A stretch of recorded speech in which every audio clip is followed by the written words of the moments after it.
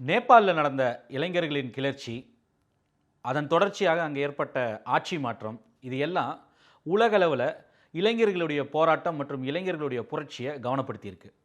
கடந்த 20 ஆண்டுகளில் மட்டுமே உலகளவில் பல்வேறு நாடுகளில் பல இடங்களில் ஆட்சி மாற்றம், அதுவும் சமூக மாற்றம், இது எல்லாவற்றிற்குமே வித்திட்டது இளைஞர்கள், குறிப்பாக மாணவர்களோட புரட்சி. அதில் ஒரு சில முக்கியமான போராட்டங்கள் அல்லது கிளர்ச்சிகளை இப்போ நாம் எடுத்து விவாதிக்க இருக்கோம். முதலாவதாக நாங்கள் பார்க்க வேண்டியது 2011 டுனிஷியா நாட்டில் ஏற்பட்ட ஒரு இளைஞர்கள் கிளர்ச்சி. அதுக்கு இன்னொரு பேர் ஜாஸ்மின் ரெவல்யூஷன் கூட பெயரிடப்பட்டது. அந்த புரட்சிக்கு காரணமே அங்கே இருக்கக்கூடிய ஒரு வணிகருடைய மரணம். முகமது போசிசி அப்படின்னு சொல்லக்கூடிய ஒரு வணிகர், அவருடைய வண்டியை அங்கே இருக்க போலீஸ் பறிமுதல் செய்து அதனால் ஏற்பட்ட தகராறில் அவர் தீக்குளித்து மரணிக்கிறார். இதன் தொடர்ச்சியாக அங்கிருந்த அந்த காட்சிகள் பரவ அந்த நாட்டில் இருக்கக்கூடிய மக்கள் எல்லோருமே வெகுண்டெழுகிறாங்க. குறிப்பாக இளைஞர்கள் பெரிய அளவுக்கு வெகுண்டெழுந்து அங்கே பெரிய அரசியல் மாற்றத்துக்கு வித்திடுது. இன்னும் சொல்லப்போனால் அரப் ஸ்பிரிங் என்று சொல்லக்கூடிய பல்வேறு அரபு நாடுகளில் இதன் தொடர்ச்சியாக ஜனநாயகத்தை வலியுறுத்தி அங்கே ஆட்சியில் இருக்கக்கூடிய ஆட்சியாளர்களுக்கு எதிராக, குறிப்பாக மன்னராட்சி இருக்கக்கூடிய நாடுகள் இல்லை ஜனநாயக வழியை பின்பற்றாத நாடுகள் இருக்கக்கூடிய தலைவர்களுக்கு எதிராக பெரிய அளவிற்கு பல இடங்களில் கிளர்ச்சி வெடித்ததுக்கான மூல காரணமாக சொல்லப்படுகிறது இந்த டுனிஷியாவில் நடந்த இந்த ஜாஸ்மின் ரெவல்யூஷன். அங்கு பல நாள் ஆட்சியில் இருந்த பென் அலி என்ற குடியரசுத் தலைவர் கடைசியில் ராஜினாமா செய்ய வேண்டிய கட்டாயத்துக்கு உள்ளானார். அதன் தொடர்ச்சியாக ஈஜிப்ட் நாட்டில் இதே போல ஒரு இளைஞர்கள் கிளர்ச்சி வெடிச்சது. அதுவும் 2011 நடந்தது. அந்த கிளர்ச்சிக்கு காரணமும் இதே போல ஜனநாயகத்தில் நம்பிக்கையுள்ள இளைஞர்கள் அந்த நாட்டில் பரவலாக இருக்கக்கூடிய புறையோடி இருக்கக்கூடிய பிரச்சனைகளான ஊழல், அதிகார குவியல், வேலையின்மை, அதே போல் சுதந்திரமின்மை இல்லாமல் ஒரு சூழல், இது எல்லாவற்றிற்கும் எதிராக பெரிய அளவிற்கு ஒரு புரட்சி வெடித்து அந்த மாணவர்களுக்கு வெகுண்டெழுந்து அங்கே கைரோவில் இருக்கக்கூடிய முக்கியமான ஒரு பகுதியான தஹ்ரீர் சதுக்கம்னு ஒரு இடம் இருக்குது. அங்கே பெரிய அளவிற்கு பல்லாயிரக்கணக்கில் கூடி பல நாட்கள் நடந்த போராட்டத்தால் 30 ஆண்டு காலத்துமாக ஆட்சியில் இருந்த ஹோஸ்னி முபாரக்கனுடைய ஆட்சி வீழ்த்தப்பட்டது. அவர் கடைசியாக ஆட்சியிலிருந்து ராஜினாமா செய்து வெளியேறினார். அங்கே மீண்டும் ஜனநாயகம் மலர்வதற்கு அந்த மாணவர்களுடைய, குறிப்பாக அந்த இளைஞர்களுடைய கிளர்ச்சி தான் வித்திட்டது. அதே போல ஒரு கிளர்ச்சி ஹாங்காங் நாட்டில் 2020 நடந்தது. அதாவது 2019 ஆண்டு ஹாங்காங், அதாவது சைனாவின் ஒரு அங்கமாக கருதப்படுகிற ஹாங்காங்கில் ஒரு புதிய சட்டம் ஒன்று கொண்டு வந்தார்கள். அங்கே இருக்கக்கூடிய கைது செய்யக்கூடிய மக்களை ஹாங்காங்கில் இருந்து மெயின்லேண்ட் சைனாவிற்கு அவர்களை எடுத்து செல்வது, டிப்போர்ட் செய்வது சம்பந்தமாக ஒரு சட்டம் கொண்டு வர்றாங்க.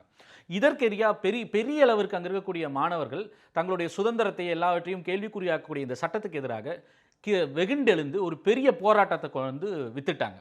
அங்கேயும் அதே போல் கடைசியில் அங்கே இருக்கக்கூடிய அரசு ஒரு பின்வாங்கக்கூடிய நிலைக்கு சீன கம்யூனிஸ்ட் அரசு, அதன் ஒரு பகுதியான ஹாங்காங் பின்வாங்கக்கூடிய நிலைக்கு தள்ளப்பட்டது. இன்னொரு முக்கியமான போராட்டம் அதே போல் 2022 ஈரானில் நடந்த ஹிஜாப் புரட்சின்னு சொல்லலாம். பெண்கள் ஹிஜாப் அணிய வேண்டும், அவர்கள் ஹிஜாப் அணியாமல் இருந்தால் பொது இடங்களில் அவர்களுக்கு எதிராக தண்டனைகள்லாம் கொடுக்கப்பட்டது.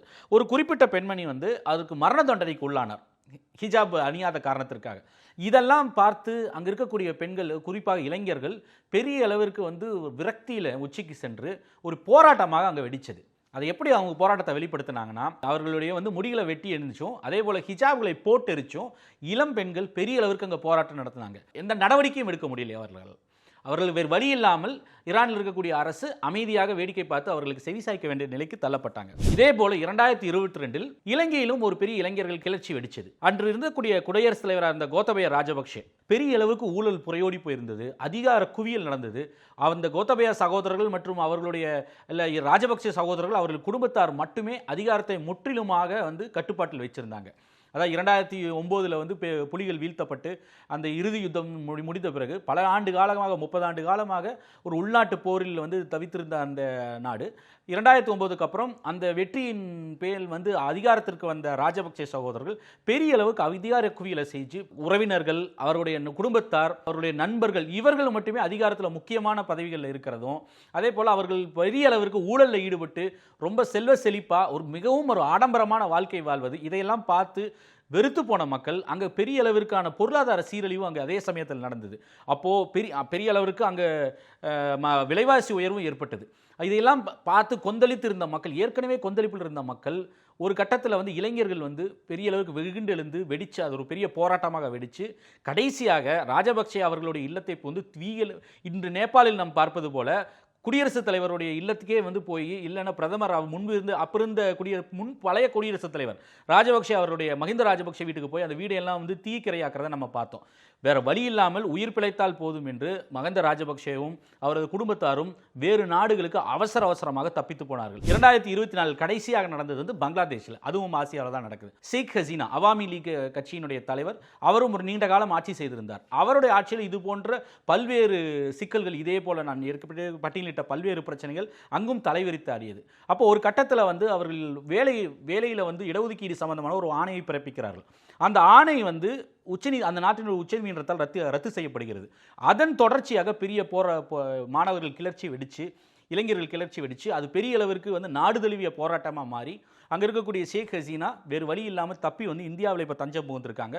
அங்கே ஒரு இடைக்காலத்திற்காக அங்கே ஒரு தலைவர் வந்து ஒரு நாட்டினுடைய பிரதமராக அங்கே இருந்துட்டு இருக்காங்க. கடைசியாக இதே பிரச்சனையை நம்ம பார்த்தது தான் நேபாளத்தில். KP சர்மா ஒலியினுடைய அரசு அநியாயமான ஊழல் மற்றும் ஆடம்பர வாழ்க்கை, அவருடைய வாரிசுகளின் ஆடம்பரமான வாழ்க்கை மற்றும் ஜனநாயகம் இல்லாத தன்மை அந்த நாட்டில், இது எல்லாவற்றுக்கும் எதிராக பெரிய அளவிற்கு வெகுண்டெழுந்து இளைஞர்கள் வந்து போன்ற போராட்டத்தை வந்து நடத்தி அங்கே ஒரு ஆட்சி மாற்றத்துக்கு வித்துட்டு இருக்கார்கள். ஜனநாயகத்தை மதிக்காத தலைவர்கள், ஜனநாயகத்தை அவர்கள் போற்றுவார்கள் என்று நம்பிய KP ஒலி சர்மா ஆகட்டும், இல்லை ஷேக் ஹசீனாவாகட்டும், இல்லை ராஜபக்சே சகோதரர்களாகட்டும், இவர்கள் எல்லோருமே, நான் ஏற்கனவே குறிப்பிட்ட ஹொஸ்னி முபாரக்கோ இல்லை பென் அலியோ, எல்லோருமே வந்து மக்களால் தேர்ந்தெடுக்கப்பட்டவர்கள். இவர்கள் மக்களால் தேர்தலில் தேர்ந்தெடுக்கப்பட்டு, அங்கே முறைகேடு நடந்தா இல்லையானது இரண்டாவது கேள்வி. ஆனால் தேர்ந்தெடுக்கப்பட்டு, மக்களால் ஜனநாயகப்படி தேர்ந்தெடுக்கப்பட்டு இவர்கள் ஜனநாயக வழியில் நடப்பார்கள் என்று நம்பியிருந்த மக்களுக்கு ஏமாற்றமே மிஞ்சியது. கடைசியாக அவர்களுக்கு பாடத்தை புகட்டியவர்கள் அந்த நாட்டினுடைய இளைஞர்கள். பெரும் கிளர்ச்சி வெடித்து இங்கே எல்லா நாடுகளிலுமே பெரிய மாற்றம் ஏற்பட்டது. சரி, இந்த 20 ஆண்டுகளில் இது கடந்த 10-20 ஆண்டுகளில் நடந்தது இதுதான் பெரிய போராட்டமா, இதற்கு முன்பு நடக்கவில்லையான்னு பார்த்தா அது நிச்சயமா இல்லைங்க. இதை விட பெரிய போராட்டங்கள்லாம் வந்து சரித்திரத்தை நாம் பின்னோக்கி பார்க்கும்போது பெரிய அளவிற்கு பல போராட்டங்கள் நடந்திருக்கு. இப்போ நம்ம சொல்லக்கூடிய இந்த போராட்டங்கள், இப்போ நான் பட்டியலிட்ட நேபாள் போராட்டம் இல்லை பங்களாதேஷ் போராட்டத்தை எல்லாம் வந்து முன்னிருந்து பண்ணவர்கள் வந்து ஜென்சின்னு சொல்லக்கூடிய இளைஞர்கள். ஜென்சின்றது எதை குறிக்கிறது என்றால் 1997 2012க்குள் பிறந்த இளைஞர்கள், இந்த காலகட்டத்துக்குள் பிறந்தவர்கள். அதாவது இப்போ இன்ஃபர்மேஷன் டெக்னாலஜி என்று சொல்லக்கூடிய தகவல் புரட்சி, அதை வந்து தகவல் தொழில்நுட்பத்தினுடைய புரட்சி ஏற்பட்டு அதனுடைய பலனை முழுமையாக அனுபவிக்கக்கூடிய இளைஞர்கள். இவர்கள் முன்னின்று நடத்திய இந்த கிளர்ச்சிகள், இதனால் ஏற்பட்ட மாற்றங்களை தான் இப்போ இவ்வளோ கடந்த ஒரு 10 நிமிடமாக நாங்கள் பேசியதில் வந்து அதைத்தான் முழுமையாக பார்த்தோம். ஆனால் இதற்கு முன்பாக பல்வேறு போராட்டங்கள், சென்ற நூற்றாண்டிலே பல போராட்டங்கள் நடந்திருக்கு. அதில் வந்து ஜென் எக்ஸ் என்று சொல்லக்கூடிய 1965 1980க்குள் பிறந்தவர்கள், அதே போல் 1981 1996 வரைக்கும் பிறந்த ஜென் ஒய், இவர்கள் எல்லோருமே அவர்களும் வந்து பலதரப்பட்ட போராட்டங்களை முன்னிருந்து நடத்தியிருக்கார்கள். அதற்கும் முன்பு கூட நடந்திருக்கு. அதுக்கு உதாரணமாக நம்ம சொல்லணும்னா இந்த ஒயிட் ரோஸ் ரெவல்யூஷன் என்று சொல்லக்கூடியது 1942-43 காலகட்டத்தில் நாஜி ஜெர்மனியில் ஹிட்லருடைய அதிகாரம் வந்து கோலோச்சி இருந்த காலத்தில் யூதர்களுக்கு எதிராக பெரிய அளவிற்கு அவர் வந்து அடக்குமுறைகளை கட்டவிழ்த்து விட்டு யூதர்களை கொன்று கொடுத்துகின்ற காலம். அப்போ அந்த நாட்டினுடைய இளைஞர்கள் அந்த அரசுக்கு எதிராக டவுன் வித் ஹிட்லர் என்று ஒரு முழக்கத்தை வைத்து அவருடைய கொடுங்கோல் ஆட்சிக்கு எதிராக வந்து போராட்டத்தை நடத்தினாங்க. அப்போ அந்த போராட்டத்தில் வந்து பெரிய அளவிற்கு முன்னாடி நின்று நடத்தியவர்கள் யாருன்னு பார்த்தீங்கன்னா அந்த நாட்டில் இருக்கக்கூடிய ஒரு சில இளைஞர்கள். அதில் முக்கியமான பேர் வந்து சோஃபி ஸ்கோல், 21 வயது பெண்மணி. அவர்களும் அந்த போராட்டத்தில் முன்னணியில் இருந்து நடத்தியவர்கள். ஏன் இந்த பெயர் முக்கியமான பெயர் ஆகுதுன்னா, அவருக்கு எதிராக, ஏன்னால் அந்த நாஜி ஜெர்மனியில் SS என்று சொல்லக்கூடிய அந்த ரகசிய போலீஸ் பல்வேறு போராட்டக்காரர்களை வந்து அவர்களை எல்லாம் கைது செய்து அவர்களை வந்து பிஹெட் பண்ணாங்க, அதாவது தலைகளை வெட்டி அவர்களை கொன்றார்கள்.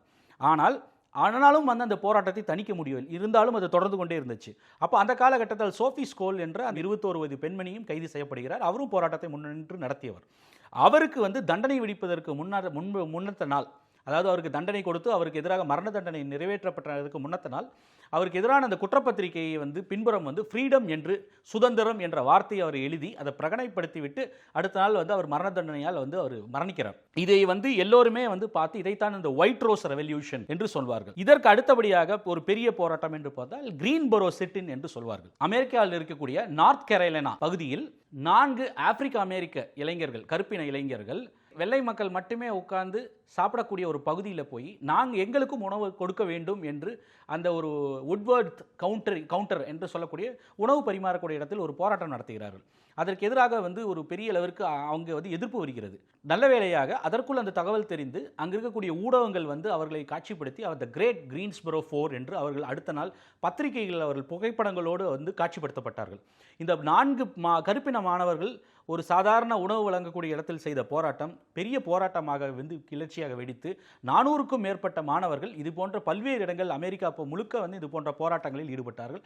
அது பெரிய போராட்டமாக மாறி கடைசியாக அந்த ஜூலை 1960 அந்த போராட்டம் ஆரம்பித்து சில மாதங்கள் கழித்து பிப்ரவரியில் ஆரம்பித்த போராட்டம் ஜூலை மாதம் வரும் பொழுது அந்த கிரீன்ஸ்பரோ 4 எந்த நாள் அந்த கிரீன்ஸ்பரோ பகுதியில் எந்த 4 மாணவர்கள் கருப்பின மாணவர்களுக்கு மறுக்கப்பட்டதோ அந்த பகுதியில் மீண்டும் கருப்பின மாணவர்களும் அமர்ந்து உணவு உண்ணலாம் என்ற நிலைக்கு, இல்லை கருப்பின மக்களும் அமர்ந்து உணவு உண்ணலாம் என்ற ஒரு சட்ட திருத்தம் கொண்டு வரப்பட்டது. அந்த விலக்கிக் கொள்ளப்பட்டது, இருந்த தடை, அவர்களுக்கு இருந்த தடை விலக்கிக் கொள்ளப்பட்டது. இப்படி பல்வேறு போராட்டங்கள் கடந்த நூற்றாண்டில் கூட, ஏன் நாம் கியூபா புரட்சி நடந்த பொழுது கூட அவர்கள் எல்லோருமே இளைஞர்களாகத்தான் வந்து கியூபாவில் இருக்கக்கூடிய பேட்டிஸ்டா அரசுக்கு எதிராக ஃபிடல் காஸ்ட்ரோ தலைமையில் சே குவேராவோடு இணைந்து பெரிய அளவிற்கு அங்கே ஒரு கிளர்ச்சி வெடித்து அங்கே கம்யூனிஸ்ட் ஆட்சியை நிறுவியதே அங்கிருந்து இளைஞர்களாக வந்த சே குவேராவும் ஃபிடல் காஸ்ட்ரோவும் தான்.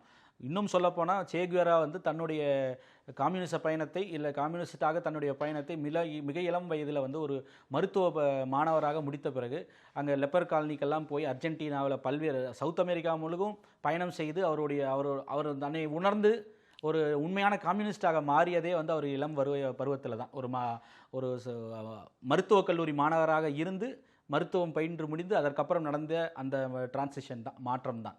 அப்படி இதுபோல் வந்து பல்வேறு முக்கியமான போராட்டங்கள் நாம் வந்து குறிப்பிட முடியும்.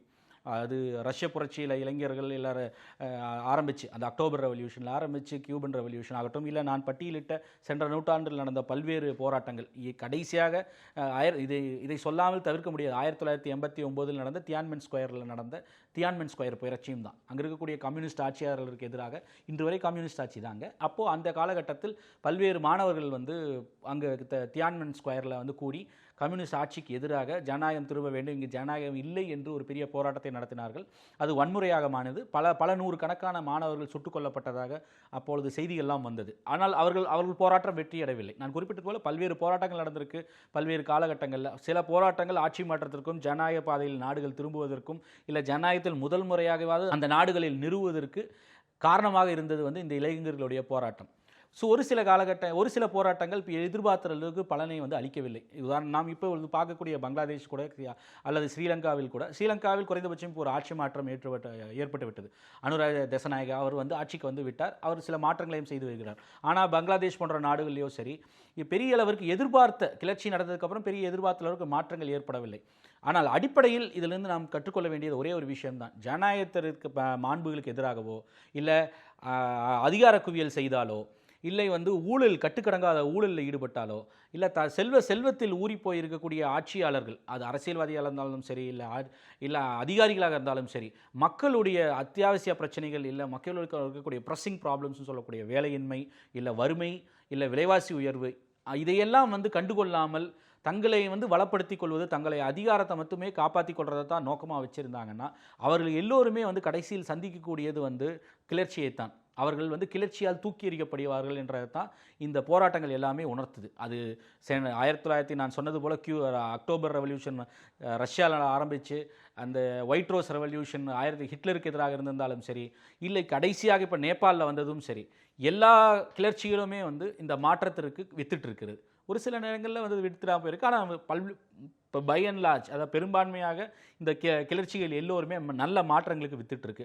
இதுதான் வந்து ஆட்சி செய்பவர்களுக்கு, ஜனநாயக நாட்டுகளில் ஜனநாயகம் என்ற பேரில் ஜனநாயக தன்மையோ இல்லாமல் நடந்து கொள்ளக்கூடிய ஆட்சியாளர்களுக்கு இந்த மாணவர்கள், குறிப்பாக இளைஞர்கள், குறிப்பாக மாணவர்கள் உணர்த்தக்கூடிய செய்தி கடந்த 2 நூற்றாண்டுகளாக. நன்றி. உடனுக்குடன் செய்திகளை தெரிந்து கொள்ள சன் நியூஸ் பெல் ஐகானை கிளிக் பண்ணுங்க.